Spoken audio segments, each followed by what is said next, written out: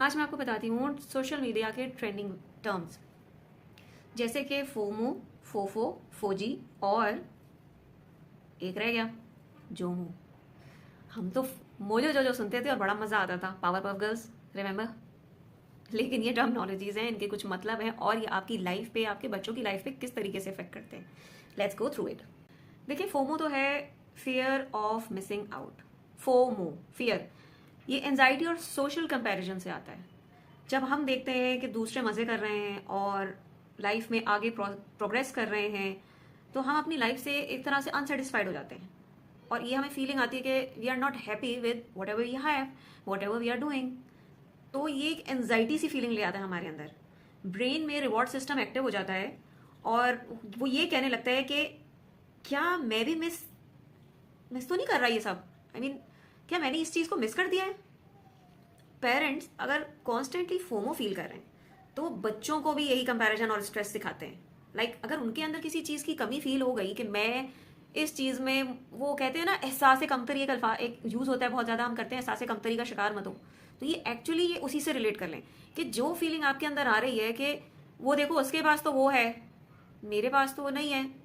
कहीं ना कहीं हम अपने आप को मेंटली तौर पे इस चीज को हम अब खुश नहीं हो रहे हैं।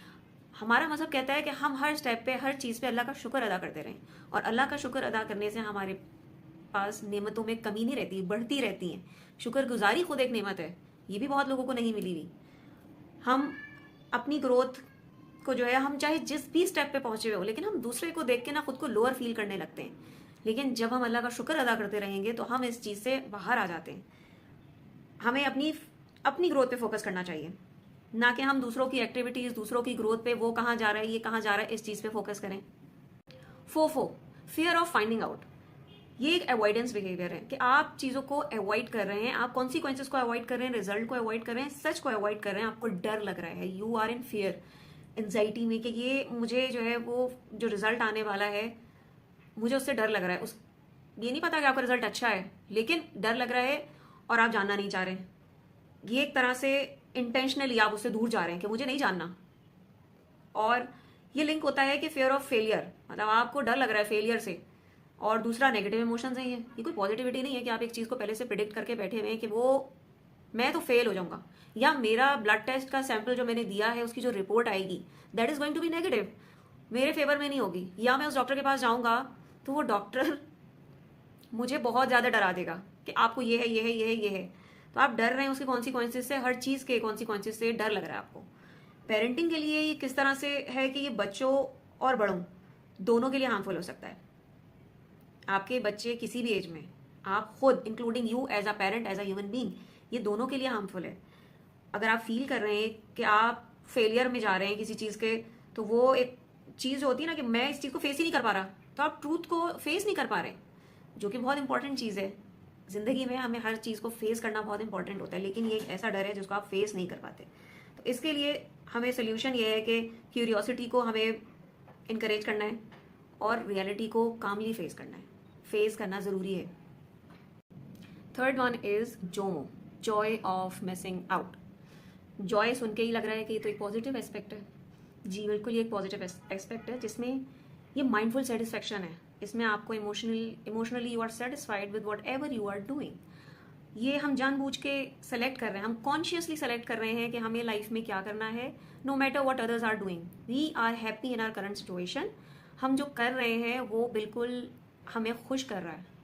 सिलेक्शन है, कोई कहीं जा रहा है, कोई कहीं जा रहा है, हम नहीं जा पा रहे हैं, लेकिन वी आर हैप्पी हियर। हम अपनी हैप्पी मोमेंट्स यहाँ पे भी कर सकते हैं, उसके लिए कहीं ना कहीं जाने की ज़रूरत नहीं है। और इससे मेंटल पीस मिलता है। और यही जब आपके बच्चे देखते हैं, अब ये उस दूसरे एंगल से देखते हैं कि पेरेंटिंग के एंगल से और कॉन्फिडेंस के एंगल से क्या हमें सिखा रहा है, समझा रहा है, तो ये पेरेंट्स के लिए बेस्ट प्रैक्टिस है। क्या आप अपनी प्रायोरिटीज पे फोकस करते हैं। बच्चों को भी डिसीजन मेकिंग और बाउंड्रीज का डिफरेंस सब सिखाते हैं इसी में, कि डिसीजन मेकिंग में आपने किस तरह से डिसीजन लेना है, ignoring the negativities and accepting the positivities, and what ever you have in your hands is enough for you. इसी तरह डिसीजन लेना भी सिखाते हैं। और बाउंड्रीज भी सेट हो रही है कि हमें कौन सी लिमिट क्रॉस नहीं करनी है, हमारी लिमिट क्या है एक्चुअली। इससे कॉन्फिडेंस बिल्ड होता है बच्चों में। क्यों? क्योंकि एक एहसास कमतरी कि ये चीज़ मेरे पास नहीं है, ये वाली चीज़ ऑटोमेटिकली जाए जाती है, ख़त्म हो जाती है कि हमें तो अब वो देखना ही नहीं है, कोई कहीं भी जा रहा हो। हम अपने घर में रह के भी तो ये सब कर ही रहे हैं ना। तो आपके पास जो है, जितना है, उसमें आप खुश हैं। This is Joy of missing out, Jomo. 4G is the fourth form, fear of joining in. ये सोशल एंजाइटी का फॉर्म है। जब लोग ग्रुप इंटरेक्शंस या न्यू सोशल ग्रुप्स में जाने से, सिचुएशन से डर रहे होते हैं, तो वो कहते हैं कि जी 4G फील करते हैं। मीन्स कि नए ग्रुप या नए सर्कल या नई जगह पे जाके किसी नए लोगों से मिलते हुए उन्हें डर लग रहा है, ज्वाइन करते हुए डर लगता है। और वो एक तरह का डर नहीं होगा, बहुत सारे डर हो सकते हैं कि वो कैसे हमसे मिलेगा, सही मिलेगा नहीं मिलेगा, हम एडजस्ट हो पाएंगे नहीं होंगे। उनके दिमाग में बहुत सारी पॉसिबिलिटीज़ क्रिएट हो जाती हैं, जो कि बहुत सारी होती हैं। उनमें से किसी को भी वो ओवरकम नहीं कर पा रहे होते, ख़त्म नहीं कर पा रहे होते, उसको कहते हैं कि फियर ऑफ ज्वाइनिंग इन। डर ही लग रहा है, हर तरह से डर लग रहा है उनको ज्वाइन करते हुए। इसको बच्चों में बिल्कुल भी ना आने दें, क्योंकि इससे बच्चों का कॉन्फिडेंस बहुत ज़्यादा शेकी हो जाता है। बच्चों में कॉन्फिडेंस बिल्ड करना है तो इस 4G को ना बहुत कम से कम रखना होगा, ताकि वो नए ग्रुप्स में जाके सोशलाइज करें और अच्छे ग्रुप्स में उनको डर ना लगे, उठने बैठने से, लोगों से मिलने से डर ना लगे। ऐसा नहीं है कि हर शख्स से जाके मिल ले बच्चा, लेकिन वो बाउंड्री जब आप सेट करेंगे तो ऑटोमेटिकली बच्चा उन ग्रुप्स में ही उठे बैठेगा जो उसको सूटेबल लगते हैं। तो बात यह है कि ये तमाम इमोशंस जो हैं वो आते और जाते रहते हैं, लेकिन जो पावर है वो आपके डिसीजन मेकिंग में, कि कौन से इमोशंस आपकी लाइफ को कंट्रोल करते हैं, ये आपके डिसीजन मेकिंग में, आपके अंदर जो विल पावर है उसमें। और दुनिया के ट्रेंड फॉलो करना ऑप्शनल है, लेकिन अपनी हैप्पीनेस और कॉन्फिडेंस चूज़ करना मैंडेटरी है। सो चूज़ वाइजली कि आपको किस तरह रहना पसंद है, डर डर के या खुशी से।